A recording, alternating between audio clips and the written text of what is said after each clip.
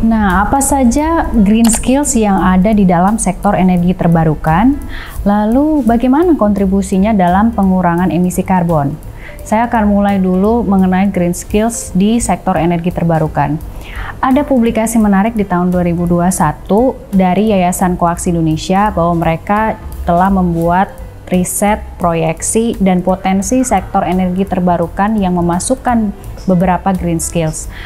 Mungkin saya bisa ambil dua contoh. Jadi yang pertama misalnya bagaimana mengembangkan panel surya dan teknik dalam mengoperasi panel surya baik itu di perkotaan maupun di desa.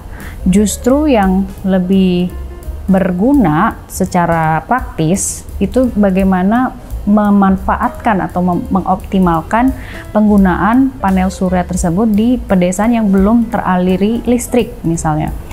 Nah, yang kedua, kalau tadi yang bicara tentang teknis sekali ya, kita bisa juga lihat dari sisi ekonomi, dari sisi ilmu sosial.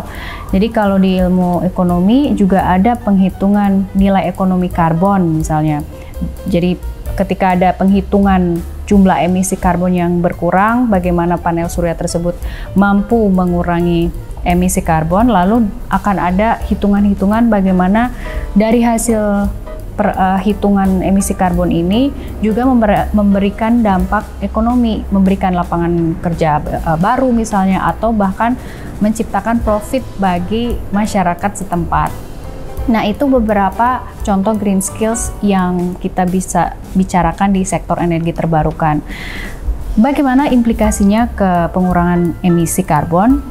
Karena kita sudah ada semacam guideline atau perjanjian yang sudah dibuat melalui Perjanjian Paris di tahun 2015, di mana masing-masing negara diminta untuk berkomitmen menurunkan emisi karbonnya melalui target NDC atau Nationally Determined Contribution, dan Indonesia sendiri sudah berkomitmen dan meningkatkan NDC-nya menjadi 31% secara nasional maupun 43% dari kondisional atau bantuan asing. Nah, harapannya dengan teknik dan keterampilan hijau tadi bisa berkontribusi untuk mendukung dan mempercepat target emisi karbon nasional di Indonesia.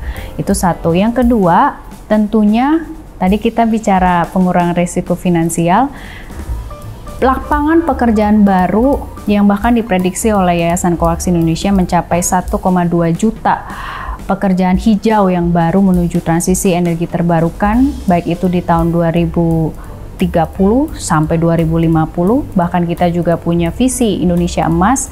Harapannya berbagai target atau pencapaian tadi itu bisa saling menyatu, bisa saling bersinergi.